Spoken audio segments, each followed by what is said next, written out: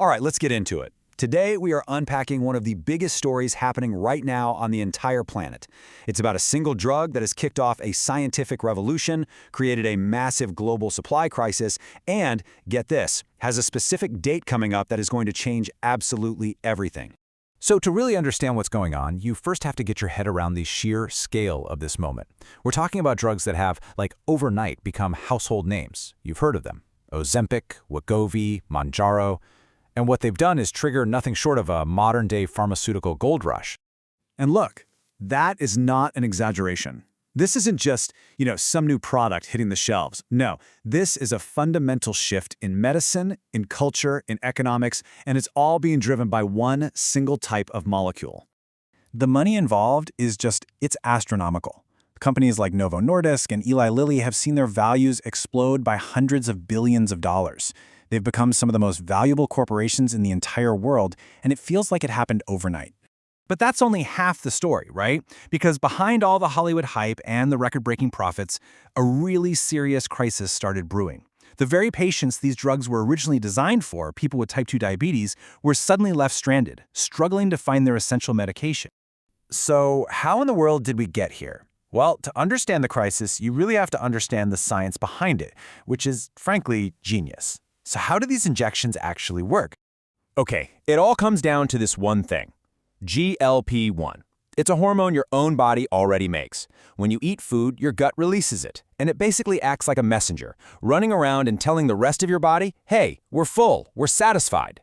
Now, what makes GLP-1 so incredibly effective is that it pulls triple duty. First, it signals your pancreas to release insulin, which makes it an amazing drug for diabetes. Second, it slows down how fast your stomach empties, so you physically feel full for way longer.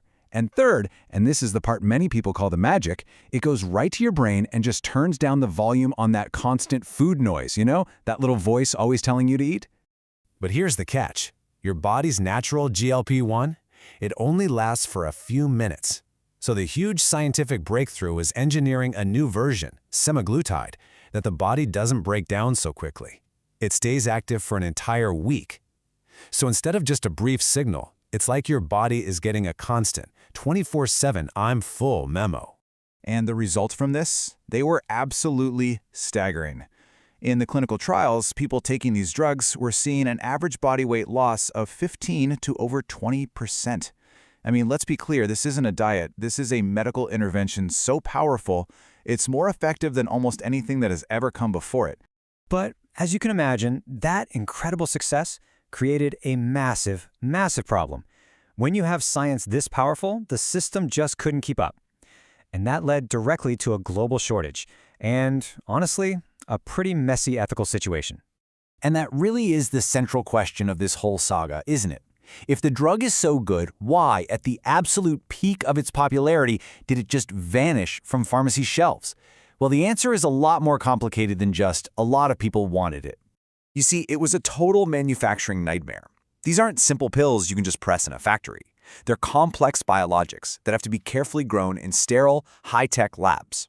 Not only that, but they have to be packaged in these very specific auto-injector pens, which have their own complicated supply chains. So when regulators gave the green light for general obesity, demand didn't just rise. It went completely stratospheric, and that intricate supply chain just shattered. And this created a really tough ethical dilemma. On one side, you had people with type 2 diabetes who desperately needed this drug to manage their blood sugar for their long-term survival. And on the other side, you had this huge surge in demand for off-label cosmetic weight loss. And everyone was competing for the exact same, basically non-existent supply. But that whole crisis, well, it's now heading for a major turning point. The entire story is about to shift dramatically.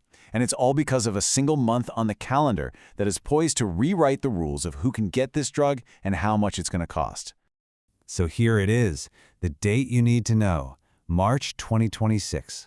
This is the month when the key patents protecting semaglutide are set to expire in several major international markets, and that is going to crack the door wide open for competitors. So why does that one date matter so much? Because one of those markets is India. And India is often called the pharmacy of the world because of its gigantic generic drug manufacturing industry. We are already seeing major generic companies there gearing up for day one launches, ready to just flood the global market. The result of that? Well, It's a predictable and incredibly dramatic price collapse. Think about it. We're going from a world where these drugs cost over $1,000 a month to a world where generic versions could cost less than $50. That is an absolute game changer for global access. And the innovation is not stopping there. The next big frontier is already on our doorstep: oral GLP-1s. We're talking about the same powerful effect, but delivered in a simple daily pill that completely removes the whole barrier of injections. So, all of this, the incredible science, the price dropping off a cliff, the new pill form, it leaves us with a much bigger question that goes way beyond medicine and into our culture itself. Because, let's be real, this is not a magic wand. It is a serious medication with real trade-offs. Doctors have raised some serious concerns about losing lean muscle mass right along with the fat.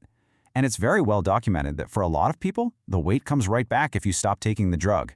It's a chronic treatment, not a one-time cure. Which brings us to our final, and I think most critical question.